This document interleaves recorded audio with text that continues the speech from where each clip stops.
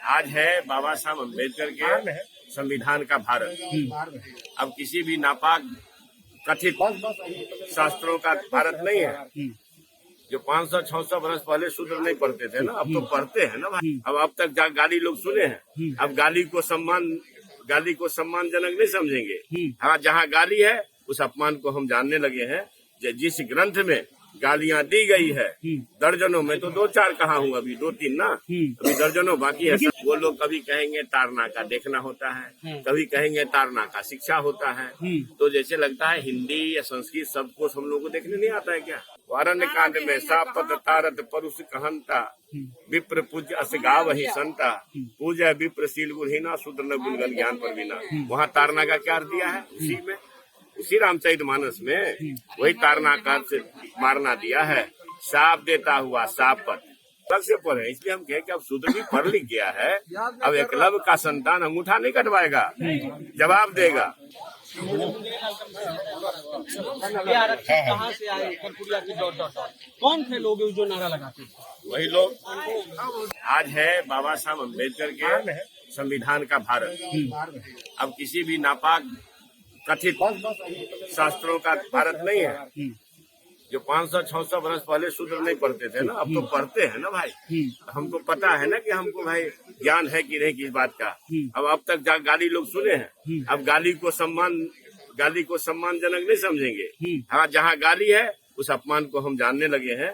जिस ग्रंथ में गालियां दी गई है, दर्जनों में तो 2-4 कहा हूँ, अभी 2-3 ना, अभी दर्जनों बाकी है। तारना पर तू कह रहे हैं कि देखना है, वो अनुवाद देखना यानी उसको देखते रहो। तारना अच्छा, तो वो लोग कभी कहेंगे तारना का देखना होता है, कभी कहेंगे तारना का शिक्षा होता है।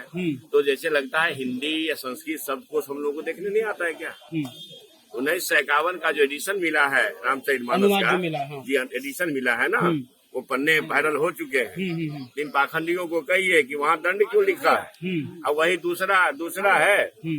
अरण्य कांड में सापत तारत परुष कहंता, विप्र पूज्य अस गाव ही संता, पूजा विप्र शील गुणहीना शूद्र न गुणगन ज्ञान पर बिना। वहाँ तारना का क्या अर्थ दिया है? उसी रामचरितमानस में वही तारनाकार से मारना दिया है। साप देता हुआ सापत तारत मारता हुआ, परुष कहंता कठोर वचन कहता हुआ भी विप्र पूजनीय है। स्वामी प्रसाद मौर्य पे पूजा विप्र शील गुण हीना शूद्र न गुणगन ज्ञान पर बिना। शील गुण से हीन भी विप्र है तो पूजनीय है। उसी रामचरितमानस का अर्थ मैं बता रहा हूँ।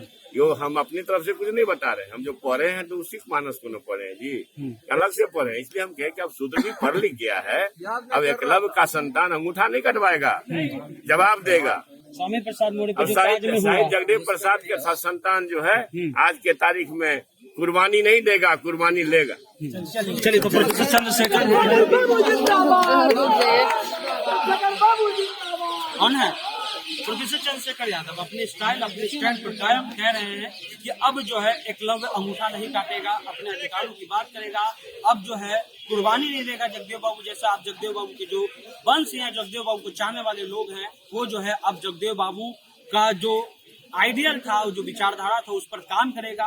और भी कई बातें जो हैं प्रोफेसर चंद्रशेखर यादव ने दी। आपको बता दें कि इन्होंने ही कहा था कि रामचरितमानस के कई छंद जो हैं वो जो निम्न जाति के लोग हैं या जो बहुसंख्यक है उसको एक तरह से जो है गलत भाषा का इस्तेमाल करती, इसी को लेकर के प्रबल रूप से इसका विरोध किए थे। और ये विरोध स्वामी प्रसाद मौर्य उत्तर प्रदेश में पहुंचा।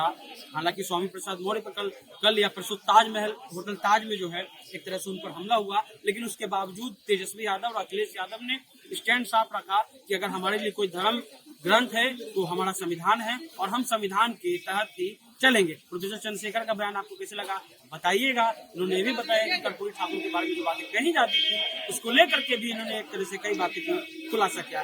जनता जंक्शन आप